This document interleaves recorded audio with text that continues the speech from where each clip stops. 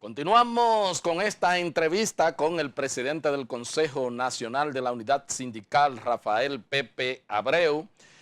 Bueno, Pepe, se está llevando a cabo una enfrentamiento gobierno-colegio médico. Antes habían una serie de agrupaciones y ahora pues unas de ellas, unas 14, han decidido pactar con el gobierno porque ha planteado una serie de incentivos como aumento salarial y otros emolumentos por distancia, por especialidad, por labor. Entonces el gobierno, el tranque es un asunto de horario donde ha habido un atrincheramiento por parte del Colegio Médico y su presidente. Y bueno, ya comenzaron las manifestaciones en los hospitales y todo esto y paralizaciones. Y me gustaría conocer tu punto de vista en ese sentido. Yo pienso que uno tiene que ser cauto en esto porque lamentablemente cuando se hacen estos tipos de paros médicos no se afecta al conjunto, se afecta a un sector de la sociedad y se afecta al sector que tiene menos posibilidades. Héctor, la clase media baja tiene un seguro social, la media también, las altas ni se diga, todas tienen la posibilidad de ir a un servicio privado a consultarse, todas tienen esa posibilidad. ¿Cuáles son los que aquí van a los hospitales públicos estrictamente de salud pública? ¿Cuáles son? Son aquellos que no tienen ningún tipo de seguro, ningún tipo de seguridad. Esos son los que van ahí. Entonces, cuando tú haces un paro de ese tipo, tú estás afectando a ese sector. ¿Por qué? Porque el sector médico lamentablemente no se ha organizado en el sector privado. Para entenderlo, el médico que a veces es un trabajador en salud pública, en el sector privado entonces es un patrón, Sí. que tiene un consultorio propio. Bueno, el propio presidente del colegio se le dice que es accionista de un centro médico en la margen oriental. Se da esa doble condición. Sí. Aquí yo soy un asalariado en el Darío Contreras, Y ahí pero es un patrón. cuando me voy soy un patrón. Entonces allá yo no hago huelga, allá yo sigo consultando, porque aquí soy un patrón y sigo consultando a través directa mía o de otro. Entonces hay que entender que por esa doble condición estas huelgas afectan a un sector que es el que carga entonces con la acción que desde ahí se dispone. Hay que entender además que si enfermera, laboratorista, camillero, etcétera, etcétera, levantan el paro y fueron junto a él. Y ellos lo levantan porque consideran que sus reivindicaciones han sido satisfechas, aunque no estén conformes total, porque nunca se está conforme total. Lo más consecuente es entonces que no se continúe con esas paralizaciones y se siga el diálogo hasta buscar una solución. Entonces nosotros en ese sentido llamamos y apelamos, ¿verdad?, a la sensatez de la dirección del colegio médico para que vea si esto es conveniente. Hay que recordarle a ellos, a los médicos, que la gente se acostumbra hasta esos paros, llega a acostumbrarse, ¿entiendes? Llega a acostumbrarse y lo que hace es que no va a los hospitales cuando hay paro. Cuando ellos vuelven, va. Hay que recordar además que si hay abandono de hospitales, la tradición que ha habido cuando se producen abandonos de hospitales no es la más favorable a los gremios que lo abandonan. Entonces nosotros por eso llamamos a que se puedan oír las voces sensatas que plantean que esto se detenga y seguir en la apertura que se ha abierto de dialogar y buscar soluciones. La situación del sector salud de hoy no es la misma que había tradicionalmente antes. Ha habido muchos cambios que se han producido. Hay hospitales de autogestión, sí, hay otro tipo de asuntos que intervienen en el sistema de salud que pueden ser un contrabalance muy notable en perjuicio de una acción de huelga temeraria como la que se pretende. ¿Cómo no? ¿Cómo no? Entonces, el Colegio Médico, el presidente ha acusado a esos gremios que llegaron a un acuerdo con el gobierno de haberse vendido. Ese es el término que utilizaron, de haberse vendido. ¿Tú crees que hubo un sonsacamiento, una compra del gobierno a esos gremios? Mira, ahí está gente como Rafaela Figuereo, como Julio César García Cruzeta, Argentina Abreu, otros que uno conoce, ¿verdad? Y que sabe que no son gente de eso, ni han ido nunca en ese sentido a esas reuniones, ni a buscar esos acuerdos. Lo que pasa es que cuando tú vas a una negociación de ese tipo, tú llevas una serie de puntos. Y si tú logras, por ejemplo, que en un tema como el de las pensiones tan importante, Claro. te incluyan cuando una gente la van a pensionar, el sueldo más los incentivos, y lo pongan juntos, lógicamente esto es un logro histórico, Sí, porque es una pensión privilegiada en un país que hay pocas pensiones. claro. Si tú El logras, seguro si tú médico. logras seguro médico, si tú logras que gente que está ahora mismo contratado, te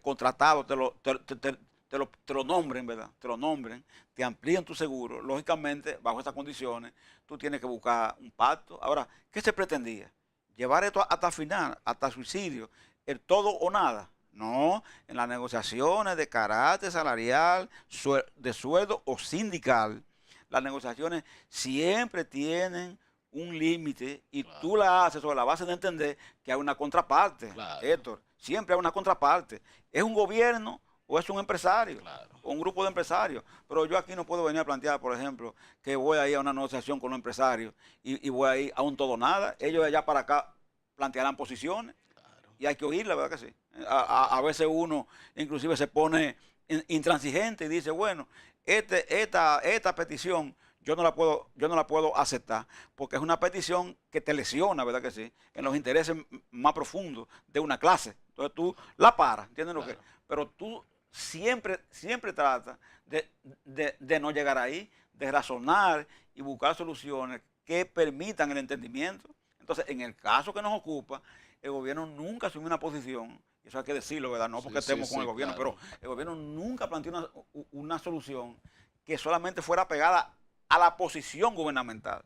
Se abrió a la discusión, se dio en punto que hace 30 años Se estaban esos gremios demandando. estaban demandando, Sí, ¿entiendes lo que? Entonces, hermano, sí. si eso pasó, tú no puedes tampoco forzar más allá y llegar a un extremo. Que el tema es el horario. El tema es el Y mucho horario. menos con un tema así.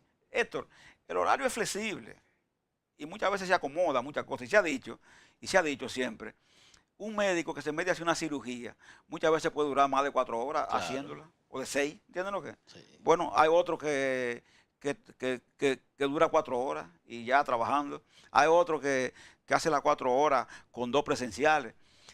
Hay diversas modalidades, pero en esas modalidades tú discutes y el promedio da 1 hora, 1 hora y media por médico. Entonces, ¿qué es lo que se está tratando? De lograr que aquellos que no cumplen prácticamente ningún horario, aunque cobren salarios que no son lo adecuado, porque Claro. ninguno son lo adecuado para el valor que uno le da al servicio médico, que por lo menos cumplan con un mínimo siquiera del horario que está establecido, porque después de todo está dando un servicio que si no lo cumple afecta a alguien y ese alguien es la población. ¿Cómo no? ¿Cómo no? Pepe, el tiempo se ha terminado. ¿Cómo anda finalmente las discusiones en el pacto eléctrico? Bueno, muy mala porque el sector, nuestro queridísimo sector empresarial ahora está planteando una tesis, Héctor. ¿Cuál? Y es que, por ejemplo, nosotros asumamos los usuarios un aumento en lo que ellos llaman la tarifa técnica, que Ajá. quiere decir, por ejemplo, que alguien, por ejemplo, Héctor, como yo, ¿verdad? No me gusta poner, pero una gente que Sí, pague sí, sí. 4.000 pesos, vamos a suponer, ahora mismo, esa es la tarifa, con aplicando lo que ellos plantean, de un 160% aproximadamente, pues la tarifa le subiría a esa persona a unos 9.000 pesos. Wow. Lógicamente, un planteamiento así no lo quiere asumir ni el gobierno, por razones obvias, ni mucho menos el sector laboral ni tampoco el sector social, ¿verdad? Toda la parte del sector social. Entonces eso tiene una discusión un poquito trancada, porque también ellos plantean, a eso se suma también esto, que ellos quieren como que el alumbrado público, tú sabes que siempre lo ha pagado o el Estado, los ayuntamientos, etcétera, ellos están planteando que los asuman también los usuarios. Es decir, el alumbrado de la calle, por ejemplo, cargarlo a la tarifa del usuario, ¿tú ves? Para que se lo distribuyan cada usuario, ¿tú ves?